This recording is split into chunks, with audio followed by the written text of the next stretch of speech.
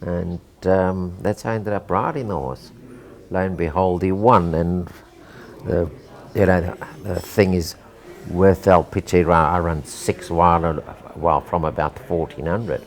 But who was 5 wide anyway was the second horse, which was Michael on Young Rake, I think it was. Okay. Okay.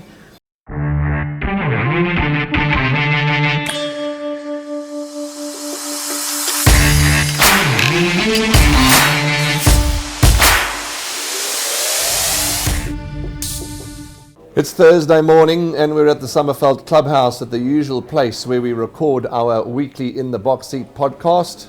So a very good day to you all and welcome to another edition of In the Box Seat with myself, Warren Inferna. Our guest today is veteran of the racing industry, Robbie Hill, affectionately known as Prince. And we'll find out why he's affectionately known as Prince a little bit later on. But it also gives me great pleasure. I'm not flying solo this week. I'm with my good friend and colleague, my bushy-haired friend, who has just jetted in from the Seychelles. You look rested, you look tanned, and you look fat, and you look laid back, and you look very happy. Yeah, that was a good holiday. Good food? That was good, yeah. Everything was perfect. Yeah. I saw some photographs of some lovely fish that you caught. Fishing was the best. Okay, and your son doing well there? Yeah, he's back tomorrow, actually. Okay, welcome back, Andrew. We missed you. Nice to have Thanks. you back. Robbie Hill's our guest. Rob, thanks very much. It's always busy in the mornings when you're training horses, but nice to take half an hour out of your day and come and join us. Well done and welcome. No, thank you. Let's ask Robbie, as we ask all our guests, because it's very important to find out how, of course, Robbie's now a trainer, but before that was a top quality jockey. How did it all start for you, Prince? And I'm going to call you Prince because that's your nickname. But how did it start? How did you find out about horse racing all those many years ago? My dad was a regular race goer. So Saturdays he was always off to the race course. That was his Saturday. He used to go to the race course. Riding was a very natural to become a jockey. It was very natural for me. I rode probably from the time I was 8 years old. My brother and I used to go and try to find horses to ride wherever we could, and so I rode from a very, very young age. And providing I was gonna be small enough, I was always did. So my sort of life was mapped out a long time before I even started. Nowadays we started when we were 14 years old. So I started obviously once 14. The only condition to that was we had to have standard 7. So that was probably the only year I ever studied, opened a book and studied while I was in school. It was prior to that I was a little bit of a narfy when it came to schooling, but to get into the academy I had to study that year, so that I made sure I got into the academy. Robbie, now that you find yourself at the academy, and how did you find it in those days? Because everything in those days were a lot tougher than they are today. But I think we all have it a bit easier today. I mean, it was tough in those days. Well, when I would call it tough, is it tough? I don't know. I'm not there. I'm not quite sure what exactly they get up to at the academy nowadays. But it was tough. It was a hard life, but at the same time, it was a very profitable life. And who was there with you at the Jeez, the same years. Well, Garth Puller was in his last year. Mace was finishing his last year. The guys who started with me, Basil Marcus, Colnesius, Toby from Burma. Sure. There were a lot of really top riders that started. We all started at the same time, and guys went on to do things. There was Eric Ford. Our intake I think was around about 30 guys. Sure, as many as that, eh? Yeah, we were 20 intake, and that was the first part of the year. But after a couple of months, a couple of the guys ran away. So we had quite a few runaways, and then they took in another 6. I remember mid-year, which was Colnesius was mid-year. A guy called Richard Smythe, I think it was. Okay. He was a nice rider, though he passed away very, very young age. So there was another 6 came in. Of those 6, I think only 2 stayed. So there were a lot of runaways, and it wasn't an easy life, but it was was nice, I was like the way good. Yeah. Robbie puts it. It wasn't an easy life, but it was a profitable life. Yeah. And let's now talk about your career. I mean, you had the privilege of riding for some top quality owners, top quality horses, top horsemen and women.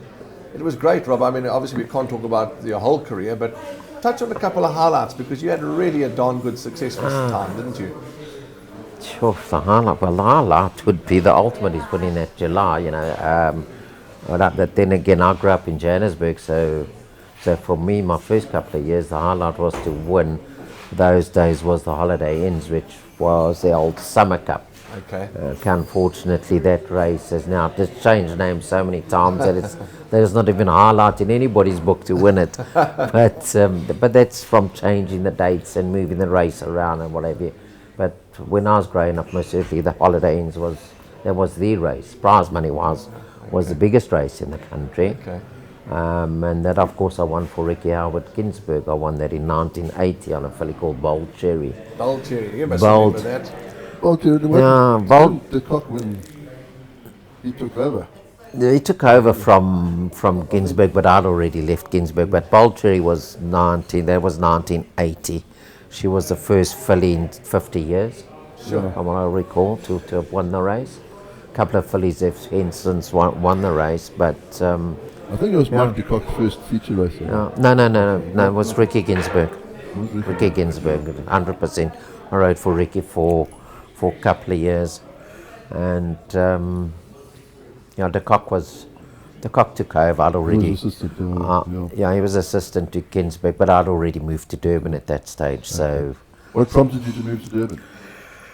I was riding for Bertie Sage at the time, Robert's father, and we had a bit of a altercation at the yard the one morning, and I said, look, I'll move to Durban. I said, maybe it's a better option, just move, yeah.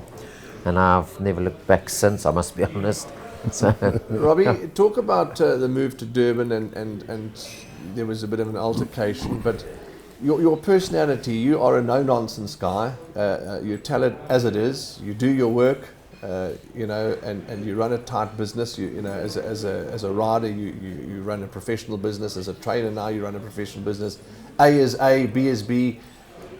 No nonsense, and that's stood you in good stead. I mean, you're a down-to-earth, straightforward guy. Correct me if I'm wrong. Well, I'm not sure that you're 100% right, but when it came to the riding career, I think 100%. I think jockeys need to have a bit of character and a bit of have a bit of sass about you. Yes. Don't just get bullied around.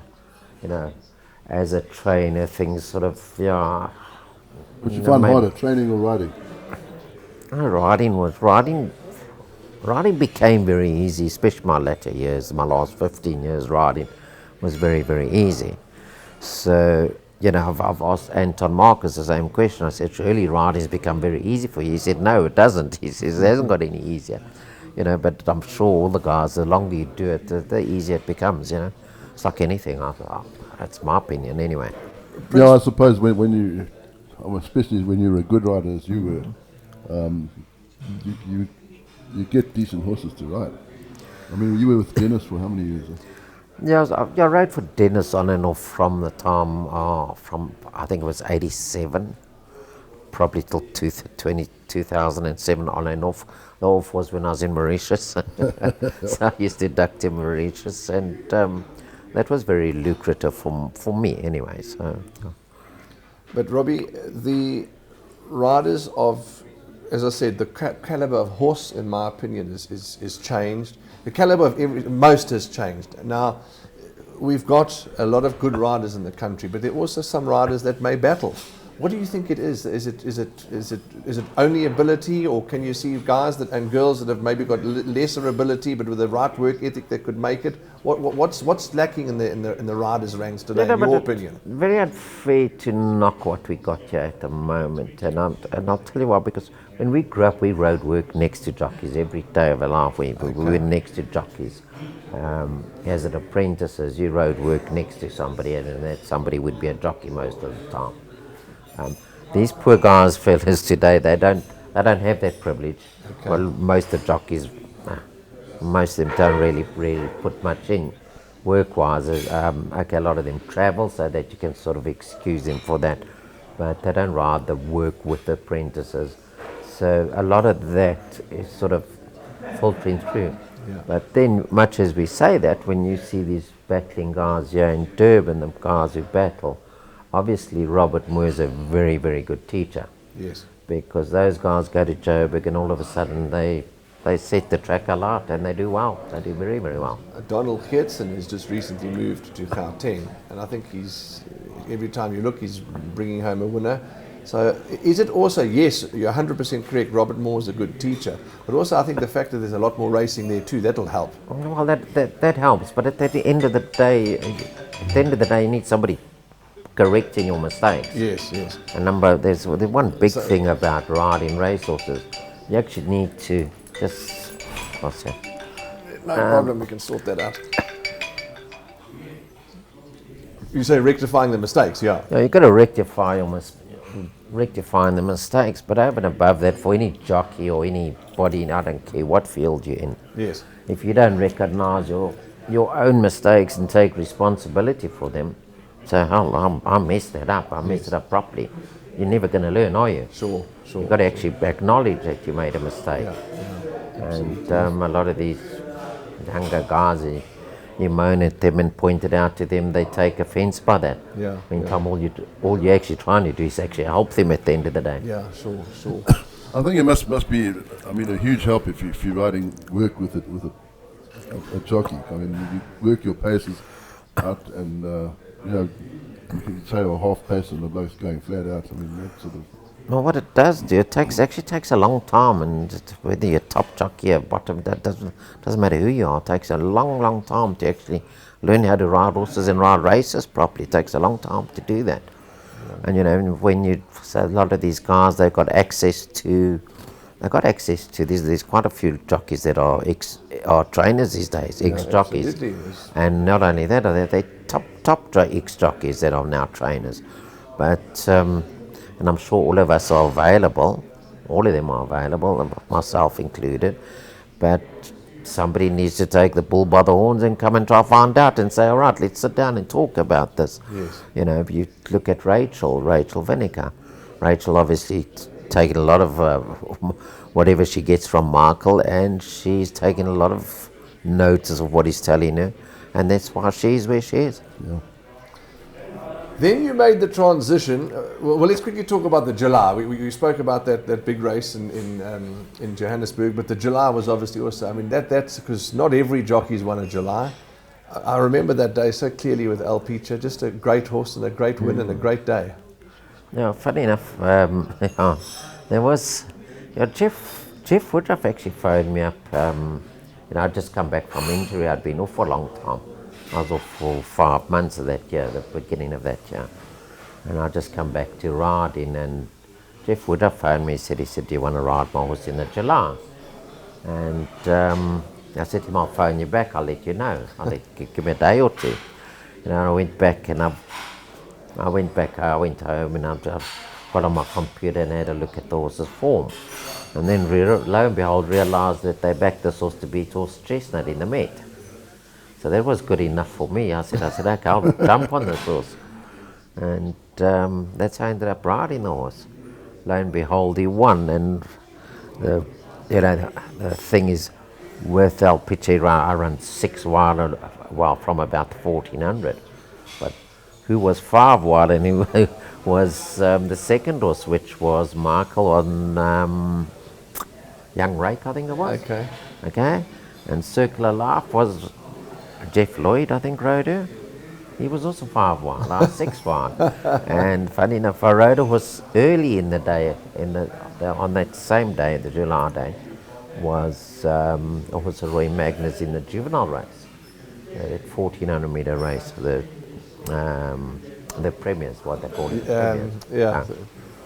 And the horse was drawn 1, and Roy Magnus said to me, what do you think? We got a chance? I said, no.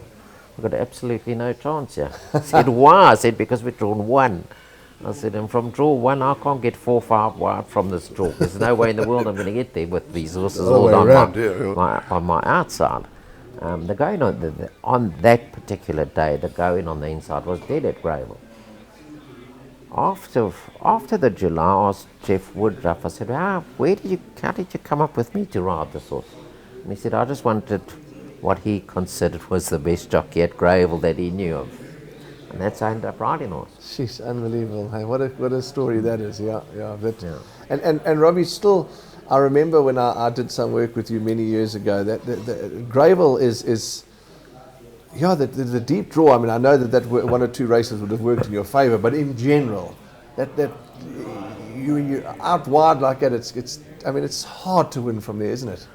No, but on that day it wasn't. Yes, no, sure, no, It sure. was sure. where it was, But invariably, Gravel, you want to be drawn. Draws ultra important. Yes.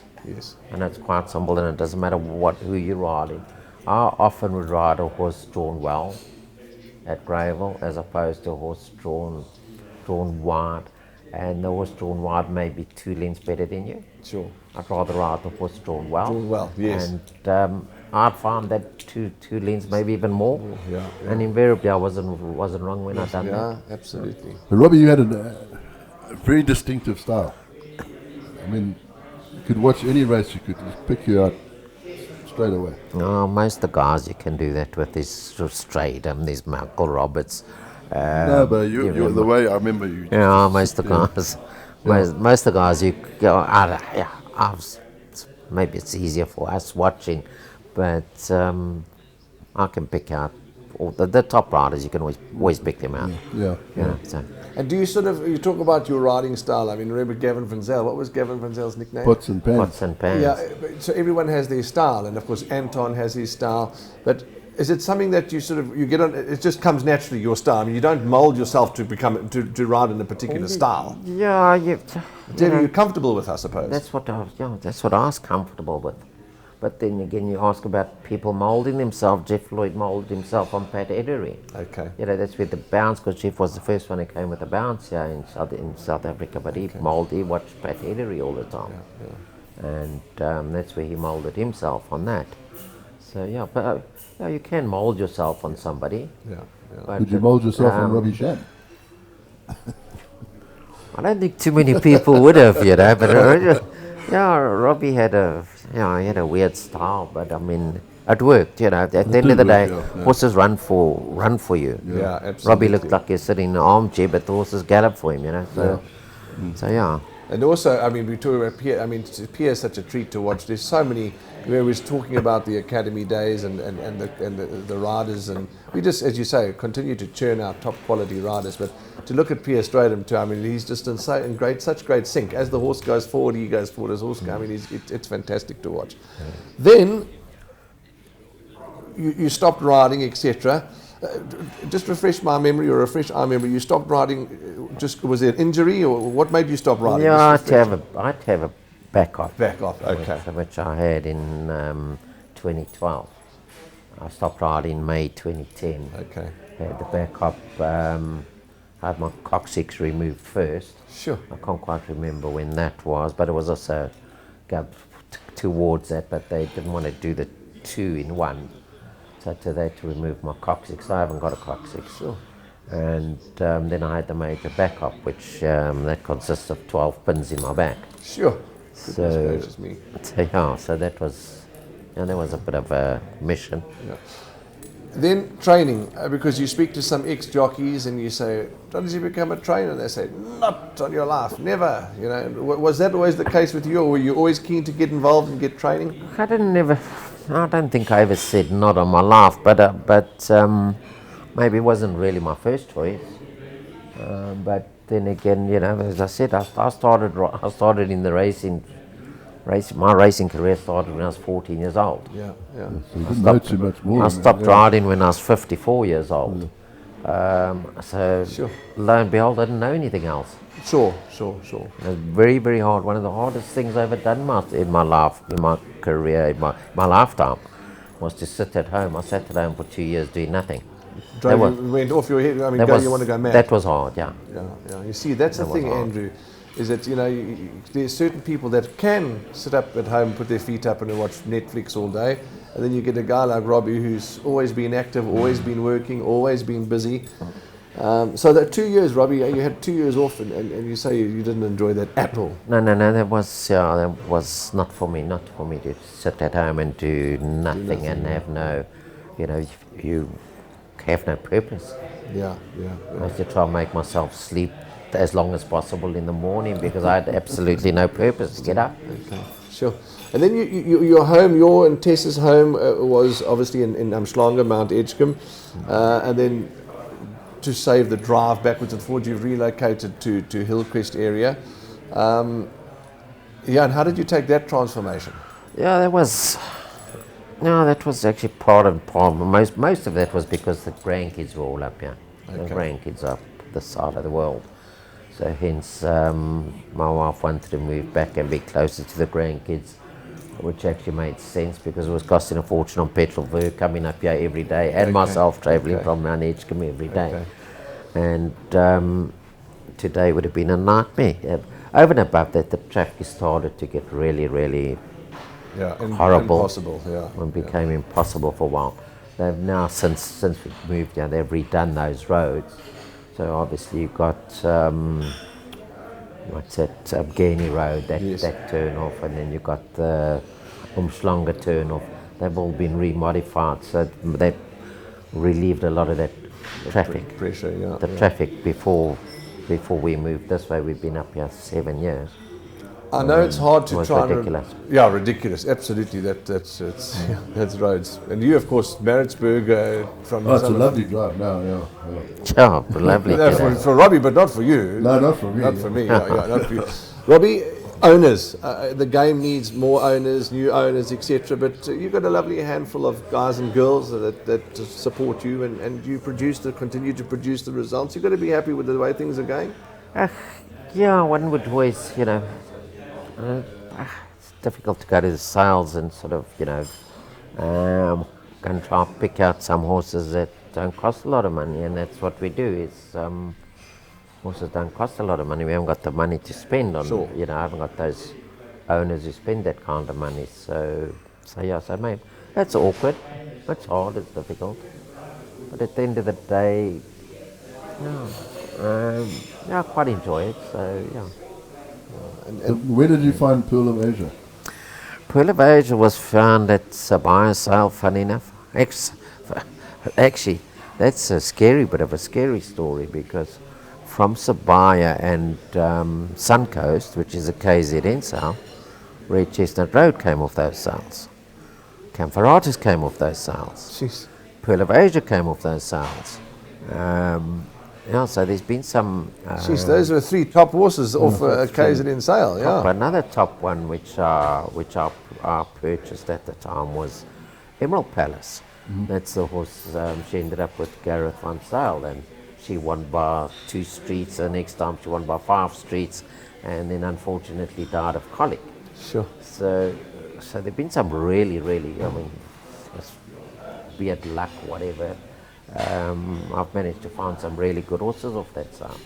It's unbelievable. It just shows you, as Robbie was saying, because Nationals is normally, it's the premier sale of the year, but it's not, it's an active sale. The money is there, and it just shows you can find bargains at the right price that actually go on and really do well. I mean, and those horses that you've listed have done phenomenally well. I mean, some really, Pearl of Asia, when she won on July Day, she won the Mercury Sprint.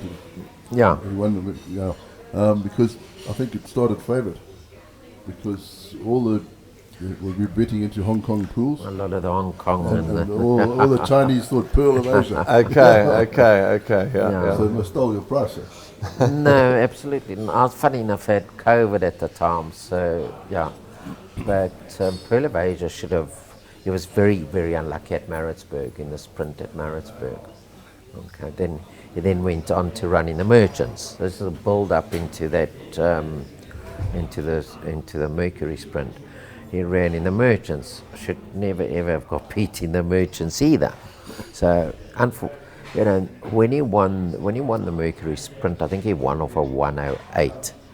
But had he won either the Maritzburg race, which was as a Group 1, plus the Merchants was a Group 2, had he won either of those races, he would have been 118, 120, somewhere around there, and it wouldn't have been supposedly a shock was absolutely, believe me, no shock for him seeing him winning the Group 1. Jeez, okay, yeah, He lovely. should have won one of the other two Other as two, well. yeah, absolutely. As it worked out, he won the best of the three. But anyway, so grateful for that. We spoke about Tessa, your wife, and spending a lot of time with the grandkids, etc. You were just telling us before, Shannon, your son, who worked a lot with you, is now overseas. Yeah, he's in Ireland, with his wife, and he's got 2 kids. Okay. He's got a couple of cousins that live very close by. So he's pretty happy over there. You named him well for Ireland. Yeah. And you have a daughter as well, do you? Yes, I've got a daughter. Okay. She got 3 boys. She's got 3 boys. They live at Cotswold. Okay. Then, as I said earlier on, you're affectionately called Prince. Now, when you said, ask Lafferty about how I got that name, but there was a story, wasn't there? You were all at the airport or something. There was a story, and there was a Prince song playing, and we were singing, messing around, and then Slav came up with the name Prince, and that sort of Stuck forever. Stuck forever, yeah. Absolutely. I know, Andrew, some people say, and I understand, if you're watching a television and, you'll say, Pearl of Asia's in the ring, trained by Prince, obviously somebody overseas who's listening will not know who Prince is, but obviously it's the South Africans that know Robbie will know. But yeah, the nicknames can be fun. So yeah, Prince, that's right. Everyone's called you Prince, and it's been fantastic. Robbie, for those that are watching that want to maybe send you a horse or want to get involved with hill racing, obviously you always want to do the best, you want to compete at the highest level, but tell us a bit about your yard. I mean, owners get involved Look, we got a. There's only such a small yard. There's 19 horses there. So what I do is try not to keep horses that are not going to earn money. Sure. So most of our horses will, at worst, they'll run places and things like that. There's a couple of maidens there, but they're all overdue to win. So they'll win their races, and depending on where they handicap, they're pretty much all on an even playing field. Sure. So they'll be competitive in the 66 handicaps. So there's a place for them for a while. If they go higher than that in the handicapping, then they might battle. But Yeah, sure. There's a couple of them there that are going to battle, and then we got a couple of nice young horses, which haven't raced yet. So some nice horses. Mr. and Mrs. Khalil have always supported you. How did you meet them? Lovely family, lovely guys, and lovely family. Yeah, how did you meet them? Gerald I know from my riding days. Okay. So from my riding days, he was. So I met him a long time ago, and then when I trained, he ended up coming into the yard, and has been a regular and a good supporter ever since. Yeah, absolutely lovely. Him and his wife, they absolutely adore their racing. Andrew, anything else you want to touch on that I maybe can't remember? It's just lovely. We can't sit here for hours, but... I was trying to ask Robbie the best horses that he rode. The best horses? Man, there were some... El Pitcher, Unaware was probably the best mile I ever sat on. Teal, you rode Teal? No, who rode Teal? No, Johnny G rode Teal. Johnny G used to ride Teal. Unaware was for Willie Peters. He was Willie Peters, yeah. He was a phenomenal miler, that horse. Yeah. There were lots of horses, when I was growing up, there was also Top Prince. I won the Merchants, the Joburg Merchants on him. He won 14 races. He ran third in the big sprint at Maritzburg. Ducked away from the stands. The horse called King of Pearls. There are a lot of horses. There was a filly, Parolans, I'm trying to think of her name, of Chris Saunders, which Aubrey Roberts trained. She was just phenomenal. She was 4 from 4. Ended up doing a tendon, and that was her. So a lot of the really great horses that got hurt. Yeah.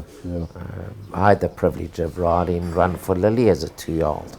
That was Ricky Mangard, wasn't it? No, before. This was before Ricky Mangard. Ricky Mangard ended up with her. Okay. But she, funny enough, she started off with the guy called Max Courtney. and she was then sold on to Rotseth, I think. Was it Rotseth? Okay. Rotseth. Yeah, both Lion and Wolf Power. Which went to Bertie Sage. They bought it. And I rode in the Stewart's Juvenile Cup at Turfentine, and I was still young at the time. And Bertie walked in the ring, he came in the ring and he said, "Son," he said, "whatever you do, don't win too far on this." She won by 9 beating the boys. Sure. So, she won by 9, I couldn't go slow enough. So that's how good she was. She was really phenomenal. And then she ended up with Ricky Maingard later on. Okay. Yeah, so those are some top quality So there's horses. some really, really top horses that.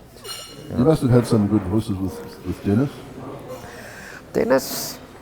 Dennis never had any big horses as such when I rode for him. He had a lot of we had a lot of winners. Dennis and I rode many winners for Dennis. Biggest race I ever won for Dennis was probably Highland Knight when he won the Gold Cup. But you also got to remember that Highland Knight wasn't Dennis's until that year. He won two, yes, but the year before he won for Buddy Maroon. Yeah, he was Mr. McDonald. He was Mr. Mr. McDonald. Yeah. What was his first name, Mr. McDonald? Andre. Andre McDonald, that's right. There's nothing wrong with your memory, George. I mean, John. Okay, and Robbie, so through the years you would have had some, before we wrap up, and if you need a moment to think, I want to, Andrew and I'll just talk about one or two advertising things, but I want you to share with us probably your most humorous moment in racing, something funny that you can remember, and maybe your most embarrassing moment, or just something along those lines. The embarrassing one's easy. So if you can think off the top of your the most head. embarrassing moment was probably, actually, if you look at it today, it would probably be a funny moment as opposed to an embarrassing one. But when I rode Swan Ballet in the running of the very, very first $1 million race, which was the Top Sport Bloodline Million or something along that. Yeah. It was the first $1 million race ever in the country.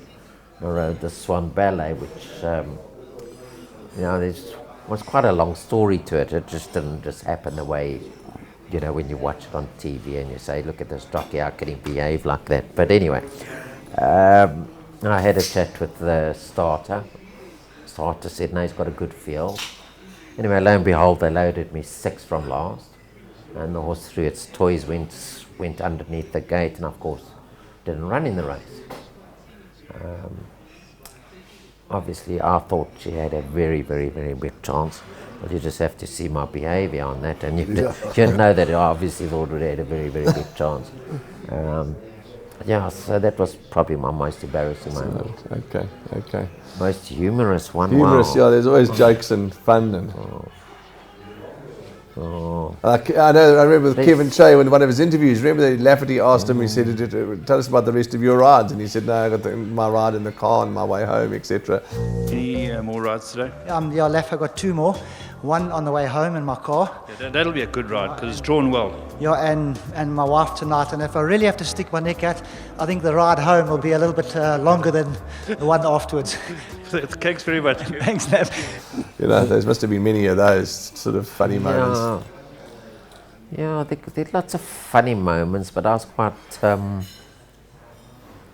My personality didn't allow for too many of those funny enough. So I was my own worst critic. Okay. So there were funny moments. But you I'm sure there would be a lot. But but nothing that you could single out. But a lot of the top riders will always tell you they are their own biggest critics, and that's why they were so good, And Robbie's a humble guy, doesn't want to be told. Like Michael Roberts, when we interviewed him, we said the legend, the great. They don't like to hear that, but it's the truth. Okay, we're going to just wait for a few seconds with Robbie, and just I want to talk a little bit about the soccer pools and the soccer bets. Everyone forgot the notice today to say switch your cell phones off. Minus 10 points for Robbie, he'll buy us a cup of coffee, and minus 20 points for Tawanda, he'll buy us breakfast for keeping the cell phones going. And mine's not on silent, so it'll probably ring just now, so I'll buy you all breakfast. But to all those that are soccer fans, score 6, score 10, Soccer 10, all those wonderful soccer bets. You're continually hearing about those punters that are going into the tote outlets, spending 5, 10 rand, 2 rand, 8 rand, taking all these various soccer bets and winning fortunes. So it certainly can be done. Plenty of racing action. You know that we're in the height of champion season. Andrew, you've obviously missed a few races being away, but I'm sure we'll see you at the races for a couple of the big ones. No, I missed the Guineas. I was a bit disappointed that I never saw that. Yeah, but it's all right. You know, once in a lifetime go to Seychelles, so and I'm glad you enjoyed it. But top quality racing. We had Hollywood Bet Scottsville on Sunday, and of course then it's the Daily News 2000 the weekend after. So plenty racing action. Prince, have you any horse that sort of caught your attention for the Hollywood Bets Durban July yet, or? I'll see it again. Yeah, see it again. Yeah, we were just talking. We were talking about do it again. Now we see it again. You know. So, and you, Andrew, you happy with see it again? Or is that your really? After watching the replay of the Guineas, I thought he ran a cracker. Cracker, absolute cracker. Yeah, I thought he was very impressive in the Guineas. Yeah, absolutely. Very impressive. Very impressive. Yeah, nice that Michael's got a top quality horse on his hand. And But the Snaith's got a few up his sleeve this year. yes, I'm still in the camp of Rockpool now. Rockpool ran some time ago and ran a not so great race, but I see it's running this weekend, so I'll be watching that run with great interest because I quite like Rockpool, but he's going to have to up a bit before we make him a good thing. Although you can never make a good thing in a race like that. Well, Prince, thank you for coming to see us. It's been great, and I know that one of your owners are here, and you'll want to go and talk to them. But thanks for coming in and sharing a little bit of your story with us, and we wish you all the best and hope you train many winners. Oh, thank you. Lovely. Thanks, guys. Yeah. Andrew, nice to Yeah, have you lovely. back. No, well, And can't get rid of me. no, we don't want to get rid of you. Anyway. That's a wrap from all of us. Punt well, be well, and God bless. And as always, we'll see you in the number 1 box.